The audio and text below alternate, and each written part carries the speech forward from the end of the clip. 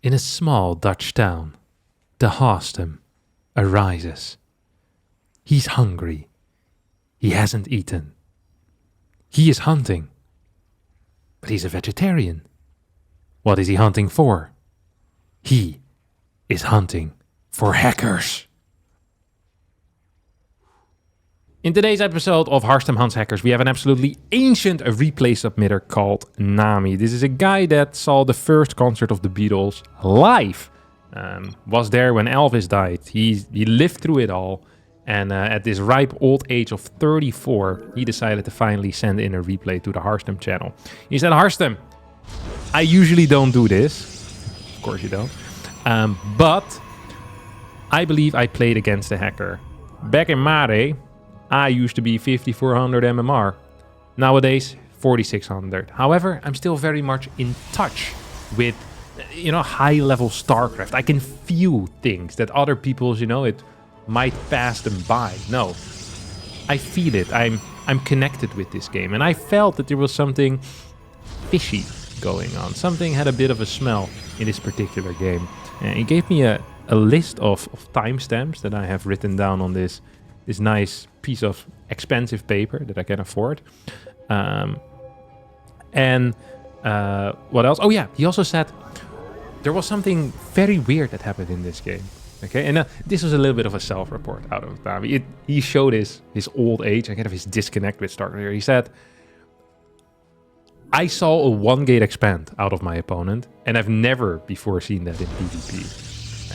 1-gate expand right now is, I don't want to call it the absolute golden standard, but it is pretty close to being the golden standard. All the high-level Protoss players are playing it. Your Showtimes, your Classics, your Max Specs. Hero does it. One of the most aggressive players in the world. He freaking plays 1-gate expand. The only high-level player that doesn't play it is Harstem.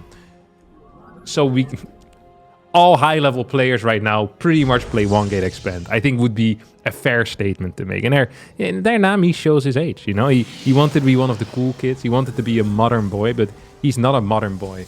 He's still going with his horse and wagon.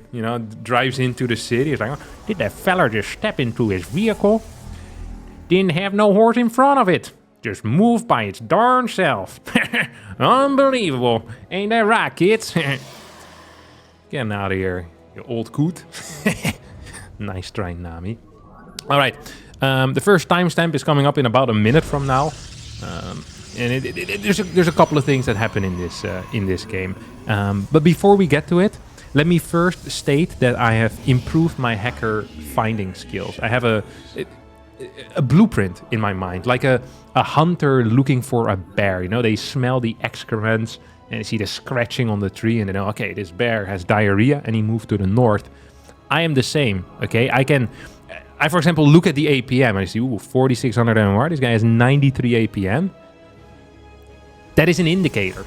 I'm not saying this guy's a hacker, but all hackers do have 93 APM. Not everyone with 93 APM on average is a hacker, but if you're this level, 4700 MMR, I'm expecting a higher APM.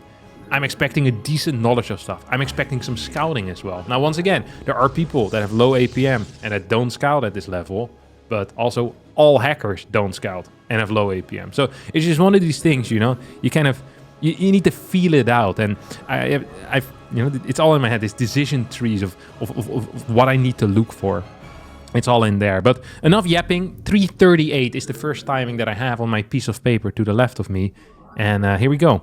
Quick move into the main base. Now, this is a very interesting one because he moves to the main. You're like, oh, why is he moving to the main? This doesn't make any sense. Like, oh, there's an oracle.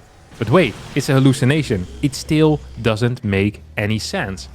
Now, one could look at this particular instance and say 338, 340, that's a standard timing for an oracle. It makes sense to move into your main base because majority of the time, that is where oracles are going to appear.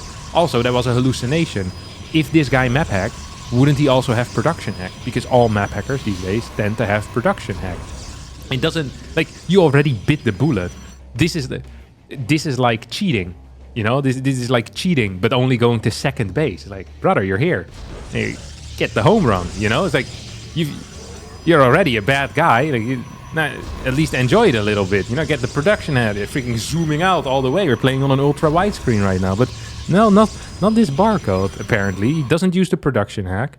He only uses map hack, regular map hack, just for the mini map, because he hasn't peaked a single time either. And we're already 4 minutes and 45 seconds into this game, so I'm just slightly, I'm leaning a little bit to the no right now. What type of hacker would do this? A very dumb one. Now, I do have to admit that hackers in general tend to be significantly dumber than regular people. They're much worse at everything. They live less long as well. They have less friends. They get bullied more frequently because they're a hacker. I don't endorse bullying, but bullying hackers, I also don't endorse. Bullying is never fun. You should help them out. There's a reason why they hack. You know, they probably have some problems in life. We should give them a helping hand. Get them out of that dark place where they're in right now. They feel the need to cheat in a 15-year-old video game. Bullying is never okay. Where was I? Oh, right. Next moment. Right over here. 5 minutes and 13 seconds. You could say, Harstem, that has already happened. Very true. You raise a good point. 5 minutes and 13 seconds. What happens here? This dude moves over to the third base. Now, that in and by itself is not weird, because you usually do want to defend your newest base. But it is weird, because that is also the moment where Nami arrives. And moves over to that third base, okay? So, yeah, it does give it a different context in my mind.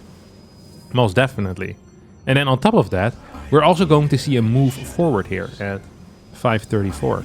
God, these timestamps are freaking accurate so far. I love to see it. Look at that.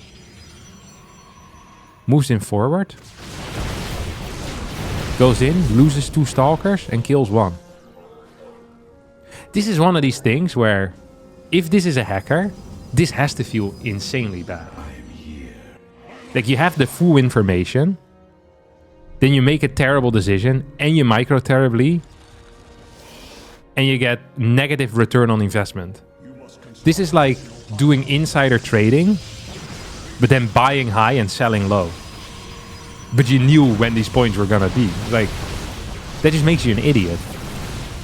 Which is actually par for the course for most hackers. So it's hard to, you know, to just dismiss them as being hackers. This is going to be an okay defense. So far, the macro out of both players has been very similar. This is also something that I tend to look at. You know, pro production-wise, actually good for our Red Protoss player. And the general money has been similar to his opponent despite having higher income. So that is just one of these things, like one of these metrics that I look at. I'm like, okay, he did build good infrastructure as well, like 7-8 gates.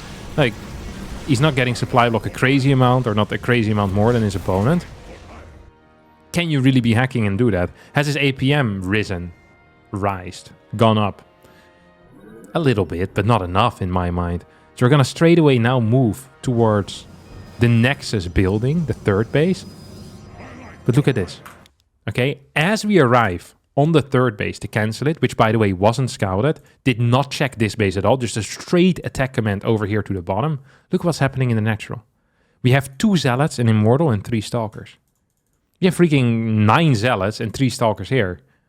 3 more Stalkers, or 3 more Zealots coming in. This is game over. You A-move into this, it's the end of the game. Once again, this is the worst type of insider trading I've seen in my life. This guy is losing money despite having all the information. He's gonna get a cancel on this Nexus, which, I mean, theoretically is good enough, right? He also already built a Prism and a Nexus while being up an entire base. Like, this is a level of decision making that the Dutch mind just can't seem to comprehend at all. Like, I don't understand who would do this. A Stargate.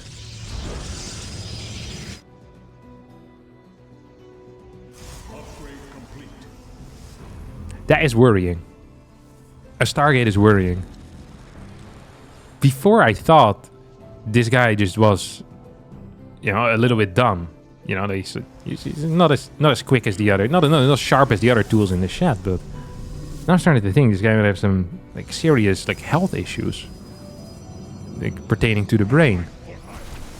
Building a Stargate in PvP when there's no high Colossi count, no disruptors, and no Prism on the map just doesn't make any sense whatsoever. It just doesn't do anything. It doesn't counter anything.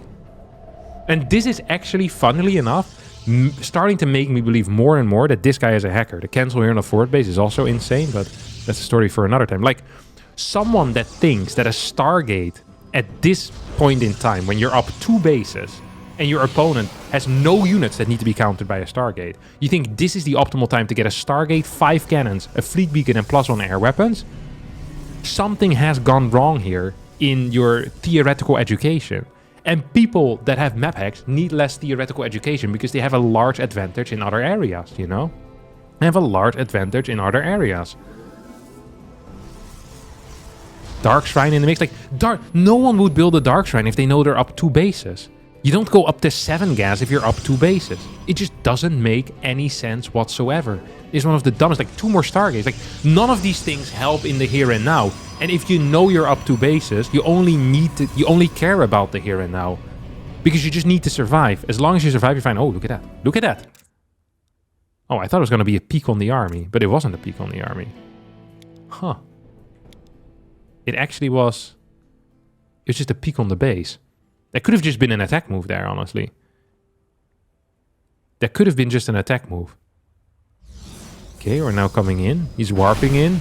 Goes for an A move. Down an upgrade. 2 Stargates on the way. Warps in 6 Stalkers. The worst unit you can warp into fights. That's just a terrible unit all around to have, really.